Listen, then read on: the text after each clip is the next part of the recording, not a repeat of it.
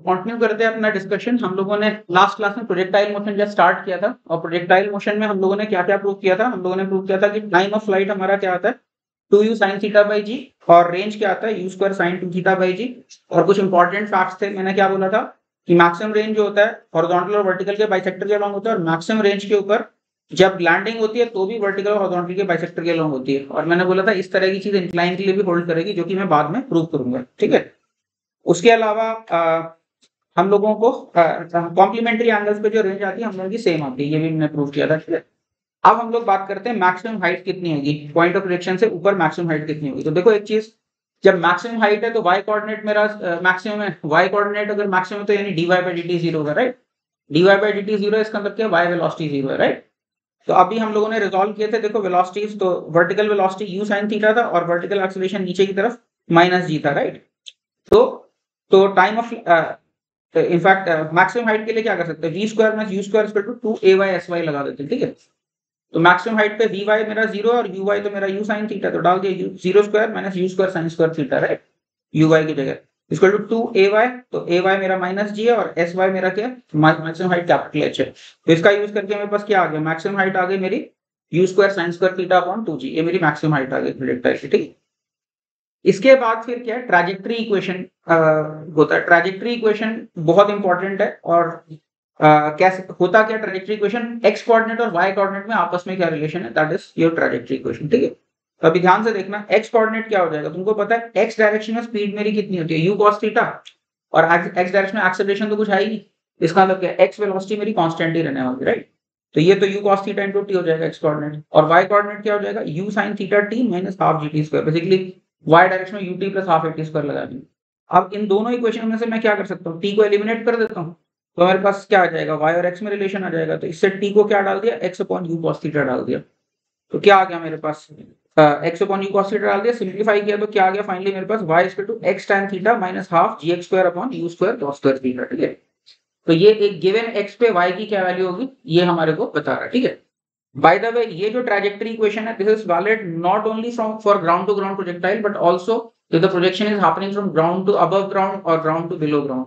क्योंकि ये जो मैंने लिखा ना x equal to u cos theta t, तो उसके लिए मान लो ये जमीन यानी खत्म नहीं होती, यहाँ पे मान लो ये किसी क्लिफ विफ से फेंकते और उसके बाद ये वैली में जा रहा होता, तो भी क्या फर्क पड़ता है, x equal to u cos theta t तो फिर भी वैलिड है, और y डायरेक्शन में u sine theta t minus half g t square फिर भी वैलिड है। इसका मतलब क्या है, जो ट्रैजेक्टरी इक्वेशन है this is not only valid for ground to ground, also below ground और अबव ग्राउंड। ठीक है। अच्छा, इसी ट्रैजेक्टरी इक्वेशन को हम एक और फॉर्म में रीअरेंज कर सकते हैं। कैसे रीअरेंज कर सकते हैं, ये फॉर्म भी बहुत इंपॉर्टेंट है। क्या करो, इस इक्वेशन में से क्या करो, x tan थीटा कॉमन ले लो। ठीक है। तो अंदर बाकी क्या बचता है, 1 माइनस क्या आ जाएगा, ये 2 you square cos square theta, और क्योंकि tan थीटा बाहर गया इसलिए tan थीटा से डिवाइड करना पड़ेगा जी। ठीक है। अब इसको सिंप्लीफाई करोगे तो ये क्या हो जाएगा, देखो एक चीज tan थीटा होता है sin theta upon cos theta, एक cos थीटा को खा जाएगा, एक बचेगा क्या, 2 sin थीटा cos थीटा, जो कि क्या हो जाएगा sin 2 theta, u square 2 sin theta cos theta sin 2 theta, तो u square sin 2 theta by g, और इसको देखते ही क्या दिख रही है, ये रेंज है। तो क्या बन गया ट्रैजेक्टरी इक्वेशन का एक और form, y equal to x tan theta into 1 minus x by r। वापस ये इक्वेशन वैलिड तो सब जगह है, लेकिन ध्यान रखना r इसमें क्या है, r ग्राउंड टू ग्राउंड वाली ही रेंज है, उसके बियॉन्ड भी लगा सकते हैं, लेकिन ध्यान रखना इसमें r जो पुट करना है वो ग्राउंड टू ग्राउंड वाली ही रेंज है, ये जो रेंज है ये ग्राउंड टू ग्राउंड वाली रेंज है। ठीक है। Okay. Also true below the ground level with the projectile continues, r is the range at the ground level. So I hope this much is clear to everybody. इसमें कुछ discussion points नहीं है अभी तक। इसके बाद हम लोग बात करते हैं speed at a general flying angle, मतलब प्रोजेक्टाइल फेंका है तो कभी भी किसी टाइम पे मान लो फाई एंगल पे उड़ रहा है मेरा प्रोजेक्टाइल, तो फिर इसका स्पीड कितना होगा वहां पे। तो एक चीज हमें पता है कि हॉरिजॉन्टल स्पीड तो हमेशा कांस्टेंट रहती है, right.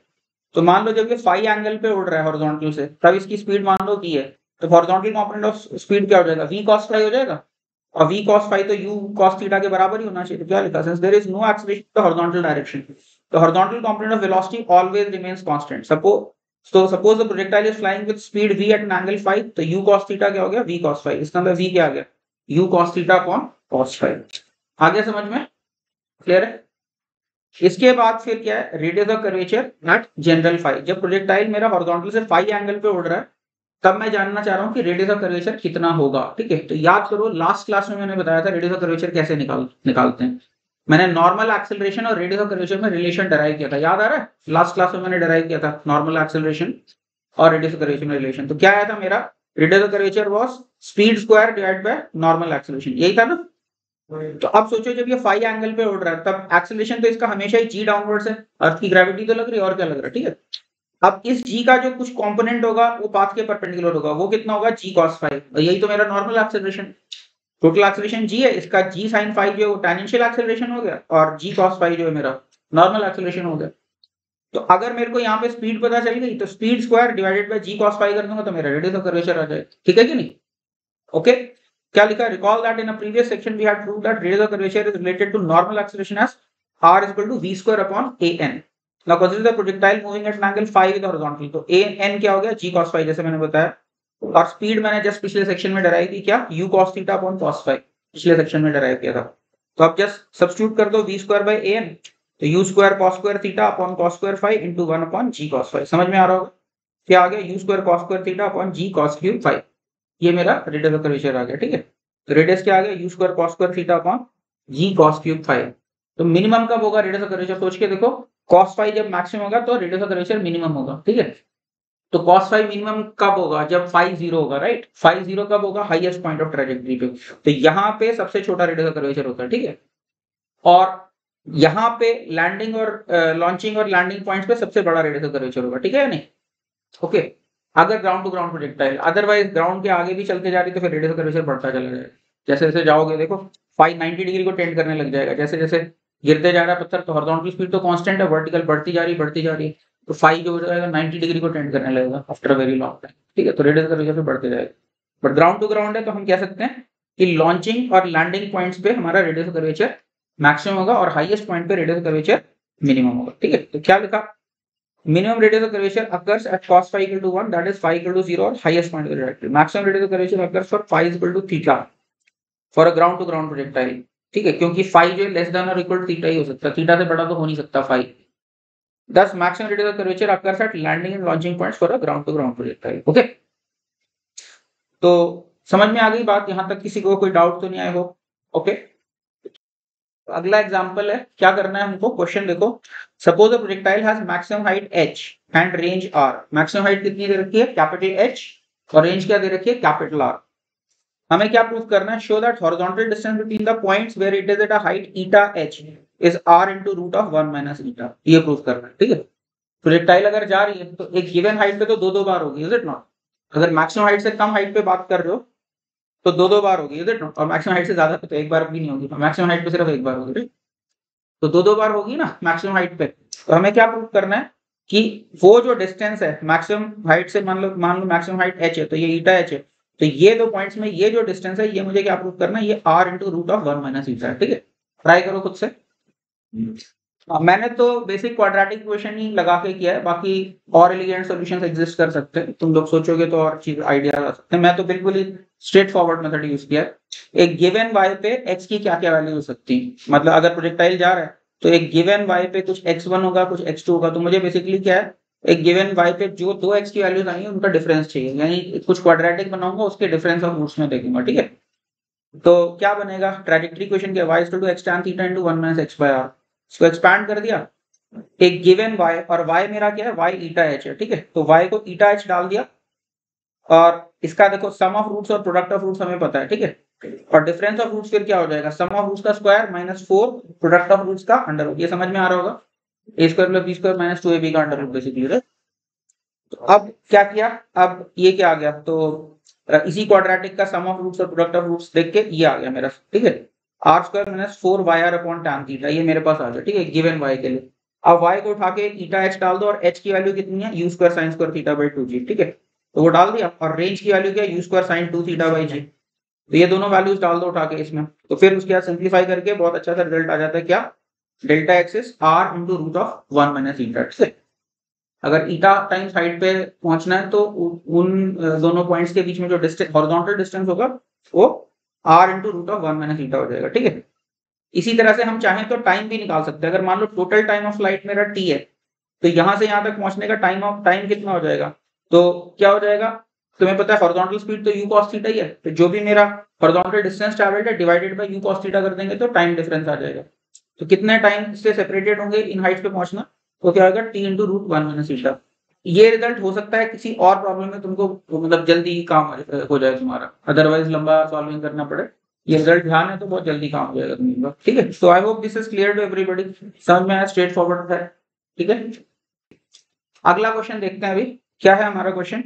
For a given launching speed maximum heights at complementary angles of projection are h1 and h2।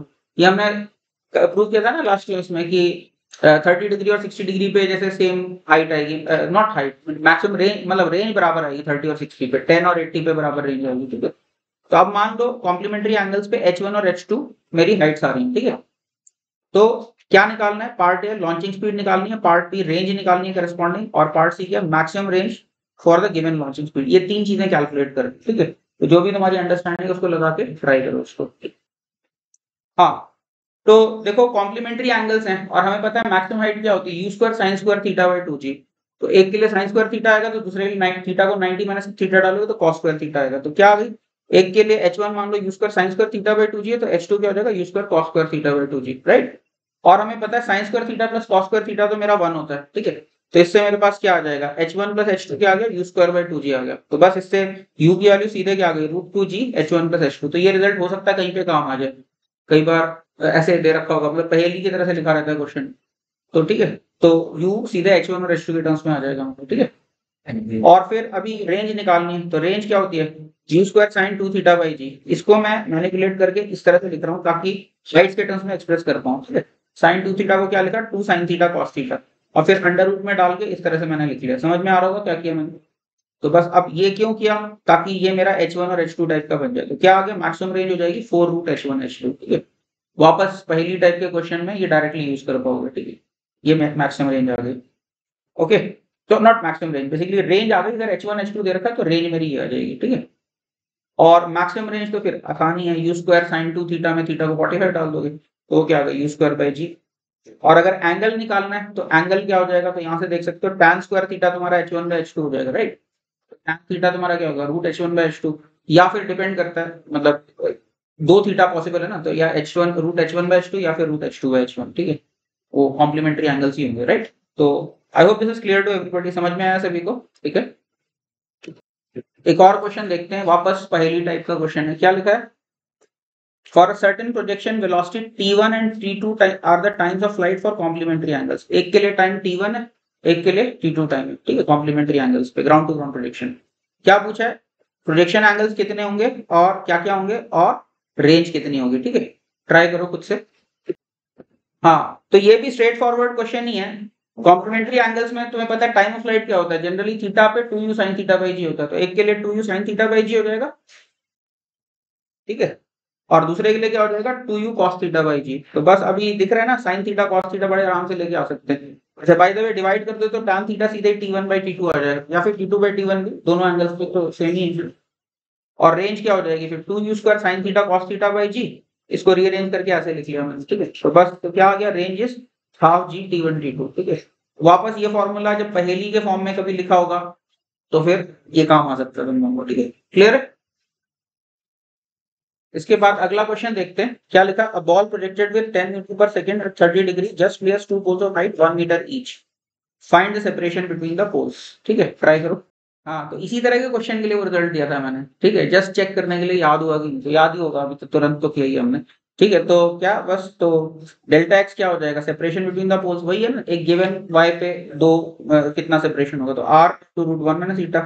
तो बस तो अब क्या दिया, 1 मीटर डालना है हाइट को, तो ठीक है समझ गए। तो टोटल मैक्सिमम हाइट और y बाई एच डाल देंगे। तो रेंज क्या है, रेंज निकाल ली 5√3 आ गई, u square sine 2 theta by g, ठीक है। और maximum height u square sine square theta by 2g, वो कैलकुलेट किया। तो अभी एच मेरा 5/4 है अब, और चाहिए कितना मेरे को 1 मीटर, तो 1/5/4 क्या हो जाएगा 4/5। तो r root one minus theta, सीधे डायरेक्टली मेरा आंसर आ गया √50 मीटर, ठीक है। So I hope this is clear to everybody, समझ में आया कि नहीं, कैसे वो फॉर्मूला डायरेक्टली यूज कर सकते हैं हम लोग, ठीक है। इसके बाद एक बहुत ही इंटरेस्टिंग रिजल्ट है। वैसे तो मैंने स्टैंडर्ड थ्योरी की तरह प्रेजेंट किया, तुम चाहो तो खुद से भी ट्राई कर सकते हो। क्या है, अगर मेरे पास एक ट्राइंगल है, लेट अस से ये ओ क्यू पी कोई ट्राइंगल है, और मैं क्या चाहता हूँ, इसका बेस हॉरिजॉन्टल है, एक प्रोजेक्टाइल इसके तीनों वर्टिसेस से पास करते हुए जाए। तो प्रोजेक्शन एंगल कितना होना चाहिए, tan थीटा जो है वो tan alpha plus tan beta के बराबर होना चाहिए, ये हमको प्रूव करना है। ठीक है, 2 मिनट खुद से ट्राई करो, फिर उसके बाद मैं डिस्कस करता हूँ। ट्राई हाँ, मैं चलो क्लियर कर देता हूँ। प्रॉब्लम स्टेटमेंट क्या है, एक पहाड़ है मेरे पास जिसका इधर एंगल अल्फा है, इधर बीटा, ये ऐसे वेज शेप का पहाड़ है, और मैं क्या चाहता हूँ इस पहाड़ के तीनों वर्टिसेस यानी इसकी पीक और यहाँ पे ये दोनों पॉइंट से निकलता हुआ प्रोजेक्टाइल होना चाहिए। तो क्या प्रूव करना है मुझे कि tan थीटा जो ये है, this should be equal to tan alpha plus tan beta, इसके बराबर होगा। ये हमको प्रूव करना है। ठीक है, ट्राई करो अभी कुछ से सर आप। हाँ, तो सिंपल ही है, इसका प्रूफ डिस्कस कर लेते हैं। तो क्या होगा देखो, ये अगर इस डिस्टेंस को मैंने a मान लिया, लेटर से दिस डिस्टेंस इज लेटर से a, ये a डिस्टेंस मान लिया, तो h को क्या लिख सकता हूँ, a tan अल्फा भी लिख सकता हूँ, या फिर इसको r minus a tan beta भी लिख सकता हूँ, राइट। तो क्या लिखा, सबसे पहले ट्रैजेक्टरी इक्वेशन लगाई, तो क्या लिखा, y को लिखा h equal to a tan theta into 1 minus a by r, ये फर्स्ट इक्वेशन आ गई। ठीक है, a tan theta into 1 minus a by r, ये मेरा एक आ गया a tan अल्फा, समझ गए ना, हाइट को लिख दिया a tan अल्फा। दूसरे केस में क्या लिखा, ये हाइट अगर हम देखें तो r minus a tan beta भी है, तो इसको क्या लिख दिया वापस, r minus a tan beta that is equal to a tan theta into 1 minus a by r, ऐसा भी लिख सकता हूँ। ठीक है, अब क्या करूँ, तो tan alpha plus tan beta करना, तो यहाँ से tan थीटा, तो यहाँ से tan अल्फा निकाल लो और यहाँ से tan बीटा निकाल लो, समझ गए इस वाली इक्वेशन से, और दोनों को फिर ऐड कर दो। तो क्या आएगा, tan alpha plus tan beta इससे सब्स्टिट्यूट करके निकालोगे तो क्या आएगा, 1 minus a bye tan theta into 1 plus a upon r minus a। ये समझ में आ रहा होगा क्या किया। ठीक है, इधर tan थीटा कॉमन आ जाएगा, 1 minus a bye tan theta common आ जाएगा, और बाकी की चीजें देखो समझ में आ रहा है कि नहीं। ठीक है, अब क्या है देखो, ये क्या हो जाएगा, tan थीटा इंटू ये क्या है, ये r minus a by r LCM लेके करोगे तो, और ये क्या मेरा r upon r minus a, तो बस tan थीटा ही बचा, कट कटा के क्या आ गया, tan alpha plus tan beta equal to tan theta. ठीक है, तो ये इंपॉर्टेंट रिजल्ट है, किसी किसी क्वेश्चन में डायरेक्टली यूज होता है, तो समझ गए। तो कभी भी 3 पॉइंट से पास कर रहा है हमारा प्रोजेक्टाइल, और 2 उसमें से सेम हॉरिजॉन्टल लेवल पे, तो हमेशा ये चीज होल्ड करेगी, इससे कुछ क्वेश्चन हमारे आसान हो जाएंगे। I hope this is clear to everybody, आया समझ में। अगला एग्जांपल देखते हैं, अभी क्या दिया है question, it takes a particle t1 time to reach from a to d, a से d तक पहुंचने में t1 टाइम लग रहा है। ठीक है, और क्या बोला है, t2 टाइम लग रहा है b से c तक पहुंचने में, ये t1 टाइम लग रहा है, ये t2 टाइम लग रहा है। क्या पूछा है, इन दोनों के अंदर ये वर्टिकल हाइट कितनी होगी, समझ गए क्वेश्चन क्या है, ये वर्टिकल हाइट कितनी होगी, h between the horizontal lines AD and BC। Try करो खुद से। हाँ, तो यहाँ पे देखो, इनफैक्ट प्रोजेक्टाइल मोशन में एक चीज समझने की है कि हॉरिजॉन्टल मोशन और वर्टिकल मोशन को बिल्कुल सेपरेटली देख सकते हो। वर्टिकल मोशन मतलब वैसे ही है, जैसे यहाँ से अगर तुम मैक्सिमम हाइट से अगर नीचे की तरफ का मोशन देख रहे हो, तो बिल्कुल वैसे ही टावर से किसी पत्थर को हमने ड्रॉप कर दिया, समझ में आई बात की नहीं, टावर से पत्थर को ड्रॉप कर दिया तो टी टाइम में कितना नीचे आता है, हाफ gt स्क्वायर नीचे आता है, राइट। और सिमेट्रिक होता है, अपवर्ड मोशन और डाउनवर्ड मोशन सिमेट्रिक होता है। तो सोचो ई से डी तक पहुंचने का टाइम कितना होगा, जो ए से डी तक पहुंचने का टाइम है एग्जैक्टली इसका आधा टाइम हो जाएगा, यानी t1/2 टाइम हो जाएगा, राइट। तो ये टोटल हाइट ये कितनी हो जाएगी, हाफ जी t1/2 का स्क्वायर, राइट। इसी तरह से बी से सी तक पहुंचने का टाइम जितना भी, उसका आधा ई से वर्टिकली नीचे सी की लेवल पे पहुंचने का टाइम होगा, तो वो हाफ जी t2/2 का स्क्वायर होगा। और इन दोनों हाइट्स का जो डिफरेंस है वो क्या हो जाएगा, वही तो मेरा h है। तो बस, तो ये h इसके बराबर आ गया। अब इसको सिंप्लीफाई कर लिया तो क्या आ गया, 1/8 g t1 square minus t2 square, ये मेरा हाइट आ गया। ठीक है, सो आई होप ये क्लियर है, सभी को समझ में आया। इसके बाद ये जो अगला क्वेश्चन है, ये पता नहीं कितने ही टेस्ट में पूछा जा चुका है, और बच्चे पूछते हैं इस क्वेश्चन में, इसीलिए मैंने इसको लिया यहाँ पे एक्सरसाइज के लिए। क्वेश्चन क्या है हमारे पास, particle is launch from ground to grace past 4 corners of a regular hexagon of side L। तो ये मेरे पास क्या है, हेक्सागन जिसकी साइड L है, L।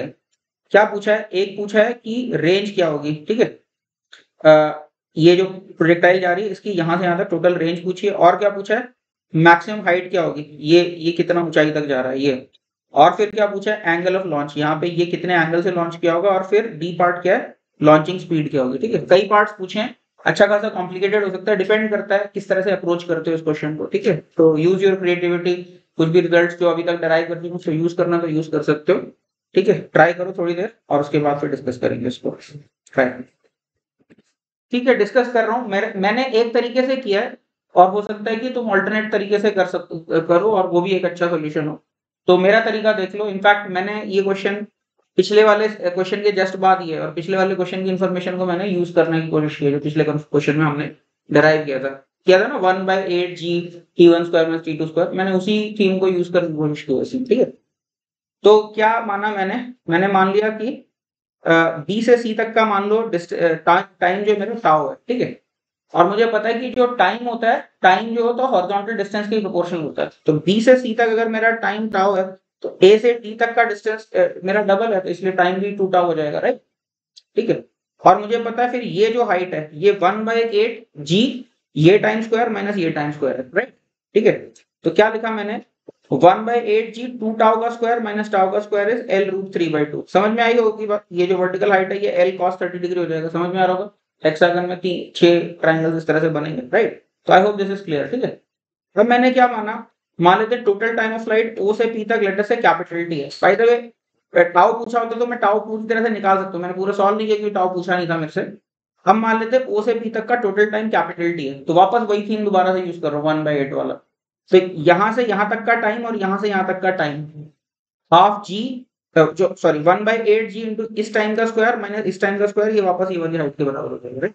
वापस ये चीज यूज करनी, तो इससे टाइम भी मेरे पास बहुत जल्दी निकल आएगा। पूछा नहीं है टाइम ऑफ फ्लाइट, पूछा होता तो वो भी जल्दी से निकल आता, ठीक है। तो 1/8 जी टी स्क्वायर माइनस 2 टाउ का स्क्वायर L रूट 3/2, ठीक है। तो इससे सॉल्व करके मेरे पास क्या आ गया, टी जो आ गया मेरा √7 टाउ आ गया, राइट। यहाँ से यहाँ तक का जो टाइम है इस टाइम का √7 टाइम्स है। तो अब टाइम मेरा √7 टाइम्स है, इसका मतलब कि हॉरिजॉन्टल डिस्टेंस भी √7 टाइम्स होगा, क्योंकि स्पीड तो मेरी कांस्टेंट ही होती है हॉरिजॉन्टल, तो ठीक है। तो ये डिस्टेंस मेरा L है, तो ये क्या हो जाएगा L √7, ठीक है। तो ये आ गया मेरे पास, तो क्या आ गया मेरे पास, रेंज आ गई √7 times BC which is √7L, ठीक है। अच्छा, अभी क्या है, मैक्सिमम हाइट मान लो h है इसकी, ठीक है, मैक्सिमम हाइट मान लो h है। तो अब मैं क्या कर रहा हूँ, Q से P तक का मोशन, Q से, हाँ, तो Q से P तक का मोशन में अगर कंसीडर कर रहा हूँ तो क्या आ जाएगा मेरे पास, h जो है बेसिकली h हाइट से जब ड्रॉप करते हो तो हाफ GT स्क्वायर होता है ना हमारा टोटल जो डिस्टेंस होता है ट्रैवल वर्टिकली ड्रॉप पत्थर के लिए, ठीक है।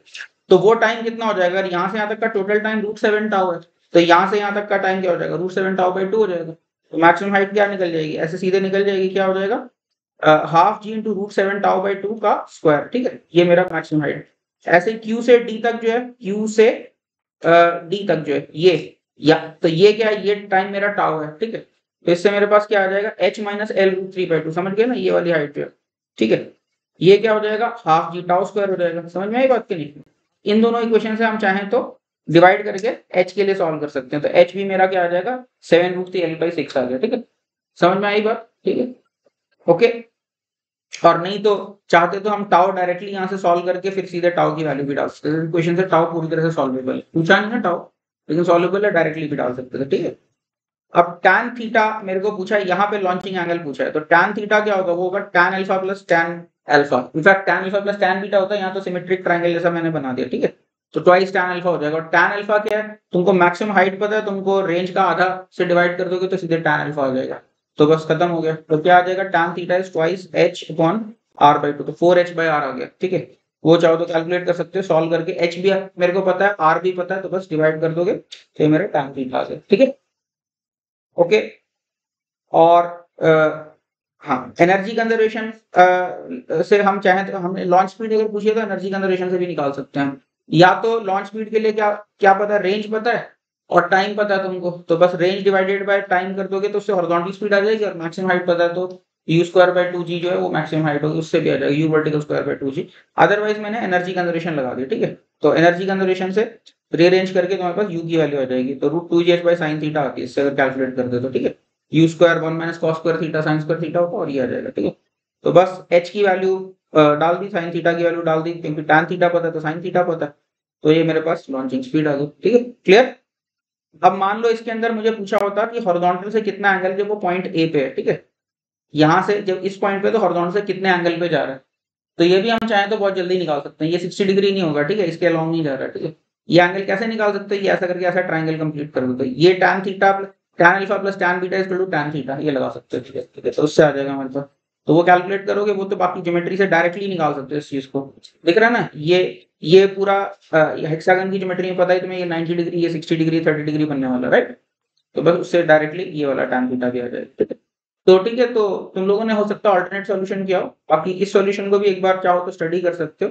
और यहाँ पे मैंने वही वाला रिजल्ट यूज किया, मेन जो थीम था मेरा ये था 1/8 वाला जो रिजल्ट है, उसको मैंने यूज कर लिया यहाँ पे, ठीक है। तो कई बार क्या होता है पहली टाइप के क्वेश्चंस में स्टैंडर्ड रिजल्ट याद होते तो काम बहुत आसान हो जाता है, ठीक है, क्लियर। इसके बाद फिर अगला क्वेश्चन है कि मतलब ये अच्छा खासा टेढ़ा क्वेश्चन था, चाहो तो ट्राई कर सकते हो। केवीपीवाई 2022 का ही क्वेश्चन है। क्या है एक्चुअली क्वेश्चन तो इससे बहुत पहले एग्जिस्ट कर रहा है, केवीपीवाई में पूछा बाद में, बाकी it's there, it's a very old question. Question क्या, find the maximum possible angle of projection of a projectile such that distance from launch point monotonically increase. इसका कहने का मतलब क्या है, ध्यान से समझो, क्वेश्चन की स्टेटमेंट समझा रहा हूँ, ये हम कहना क्या चाह रहे हैं। तो प्रोजेक्टाइल मान लो मैंने बहुत ज्यादा एंगल पे लॉन्च किया, तो क्या होगा, शुरू में तो इसका डिस्टेंस बढ़ता जाएगा लॉन्च पॉइंट से, लेकिन घूमने का, यू टर्न लेने का डिस्टेंस घटना भी शुरू हो जाएगा, इट नॉट, कहीं ना कहीं मैक्सिमम डिस्टेंस एग्जिस्ट करेगा, राइट।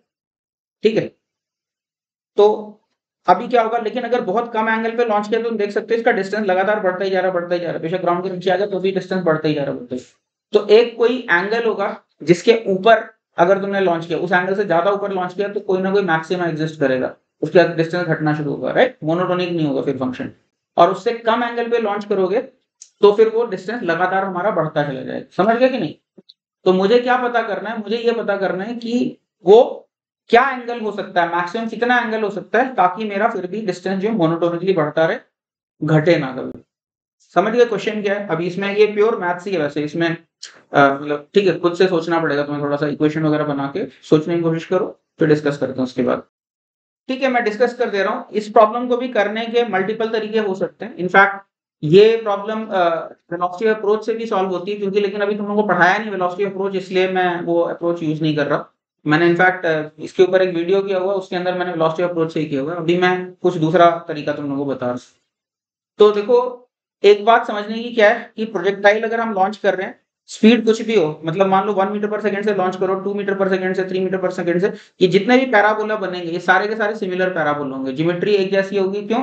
क्योंकि मैक्सिमम हाइट भी तुम्हारी यू स्क्वायर के प्रोपोर्शनल है, रेंज भी तुम्हारी यू स्क्वायर के प्रोपोर्शनल है, तो all these parabola they will look exactly similar. ठीक है, तो अगर मोनोटोनिक बिहेवियर हमें चाहिए तो एक गिवन थीटा के लिए एक पैराबोला के लिए मोनोटोनिक है, तो सभी पैराबोला के लिए मोनोटोनिक होगा। ठीक है नहीं, तो ये चीज यूज करके मैं थोड़ा सा एक्सप्रेशंस को सिंपलर कर ले रहा हूँ। मैं सिंप्लिसिटी के लिए मान सकता हूँ कि रेंज 1 वाले पैराबोला के लिए मैं ये काम कर नहीं सकता, रेंज को 1 रख लूंगा और उसके लिए मेरा काम बन गया, तो फिर हर पैराबोला के लिए काम हो जाएगा, is it not.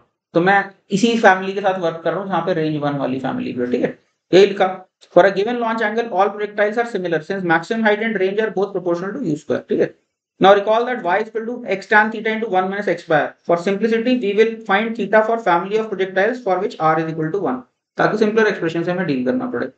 Now let small r be the distance from the launch point. मान लेते स्मॉल r डिस्टेंस है हमारा, तो स्मॉल r क्या हो जाएगा, स्मॉल r का square x square plus y square हो जाएगा, राइट।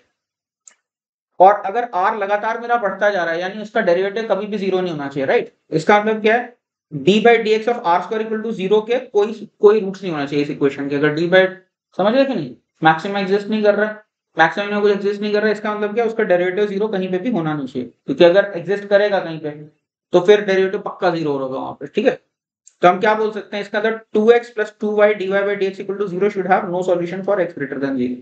x greater than 0 के लिए इस इक्वेशन का कोई भी सॉल्यूशन नहीं आना चाहिए। ठीक है, तो अब बस वैल्यूज पुट किए, तो y को क्या डाल दिया, x tan theta into 1 minus x square, यानी tan theta into x minus x square, right, range क्योंकि 1 दी हुई है। और dy by dx निकालोगे तो फिर इसी का डेरिवेटिव क्या हो जाएगा, 1 minus 2x करके ऐसे आ जाएगा, राइट। ठीक है, तो क्या लिखा, x plus x tan theta into 1 minus x, ये समझ गए, ये इसी इक्वेशन में वैल्यूज पुट कर दें, ये वाली इक्वेशन में वैल्यूज पुट कर दें और 2 तो दोनों तरफ कैंसिल ही कर दो। तो उसके बाद एक्सप्रेशन को सिंप्लीफाई किया, इसका हमें कोई सॉल्यूशन नहीं चाहिए इस वाली इक्वेशन का। ठीक है, x ग्रेटर देन 0 पे इसका कोई सॉल्यूशन होना नहीं चाहिए, राइट। तो बस अभी इसको क्वाड्रेटिक के फॉर्म में लिखा हुआ मैंने, this should have no solution, इसको मतलब एक्सपैंड किया, बस उसी चीज को, एक्सप्रेशन को सिंप्लीफाई करते जा रहा हूँ अगली लाइन में। तो क्या बन रहा है मेरे पास, ये x में एक क्वाड्रेटिक बनी है, ठीक है, ऐसे करके रादर, हाँ ठीक है, इसका कोई भी सॉल्यूशन नहीं होना चाहिए। ठीक है, तो इसका डिस्क्रिमिनेंट जो, इसका मतलब क्या है, लेस देन 0 होगा तो कोई सॉल्यूशन नहीं आएगा, तो बस इसका डिस्क्रिमिनेंट लेस देन 0 कर दिया मैंने। ठीक है, तो क्या बनेगा, अभी इस इक्वेशन का discriminant b square minus 4ac करके इसको लिमिटिंग केस में इक्वल टू 0 कर देंगे। ठीक है, वैसे तो लेस देन 0 होना चाहिए, लेकिन लिमिटिंग केस में क्या करोगे, जस्ट बाउंड्री वैल्यू निकालना चाह रहे हो तो जस्ट इक्वल टू 0 रख दोगे। ठीक है, लिमिटिंग केस में, तो इसी को भी अब discriminant less than equal to 0 कर दोगे तो एग्जैक्टली अगर कैलकुलेट करोगे tan थीटा की वैल्यू 2√2 आ जाएगी मेरी। ठीक है, तो क्या होगा, 2√2 से अगर छोटा होगा तो फिर लगातार मोनोटोनिक हो जाएगा, उससे बड़ा होगा तो फिर कहीं ना कहीं मैक्सिमम एग्जिस्ट करेगा।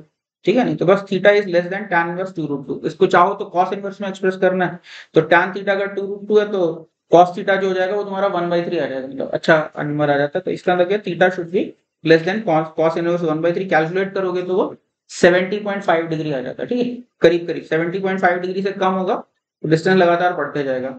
अब तुम लोगों को अगर फील लेनी है तो देख लो इस तरह से, ये अलग अलग एंगल्स के लिए मैंने प्रोजेक्टाइल्स प्लॉट किए हैं, ठीक है, तो ये दिख रहा है ना, ये लगातार दूर जा रहा है। और ये 75 डिग्री वाला देखो, यहाँ पे बीच में कहीं पे मैक्सिमम डिस्टेंस आ रहा होगा, समझ में आई बात की नहीं? तो ये मतलब ठीक है, फीलिंग के लिए तुम लोग चाहो तो उस ग्राफ को रेफर कर सकते हो, अलग अलग एंगल्स के लिए मैंने प्लॉट किया हुआ, दिख रहा है ये लगातार दूर जाता जा रहा है, ये भी लगातार दूर जा रहा है, ठीक है। तो काफी दूर तक इनफैक्ट ये जो है 70.5 डिग्री यानी अच्छा खासा बड़ा एंगल है, उससे नीचे है तो ये लगातार दूर ही जाएगा, ठीक है। ओके, तो for visual idea projectile paths for various launch angles are shown in the figure. For 75 degree one can clearly see that distance from origin starts decreasing after a while. In all other case it keeps increasing. बस 75 degree के लिए दिख रहा है ना, समझ में आई बात की नहीं? थोड़ी देर के बाद फिर डिक्रीज होने लगता है, बढ़ते बढ़ते फिर डिक्रीज हो रहा है, यहाँ पे दिख रहा है, यहाँ से कुछ कम हुआ यहाँ पे, ठीक। वैसे मेरे को 75 के लिए 85 के लिए प्लॉट करता तो और तुमको क्लियर दिख जाता, ठीक है, 90 के लिए तो दिख ही रहा क्लियर, ठीक है, ठीक है नहीं, ठीक है। तो क्या लिखा, the curves are a family of parabolae, y equal to x tan theta into 1 minus x by r, ये फैमिली ऑफ पैराबोला, ठीक है। One can clearly see that ranges for complementary angles are same, यहाँ पे ये देख सकते हो complementary angles पे सेम रेंजेस आ रहे हैं, दिख रहा है ना, दिख रहा है, कॉम्प्लीमेंट्री एंगल्स पे सेम रेंजेस नजर आ रहे हैं, ठीक है।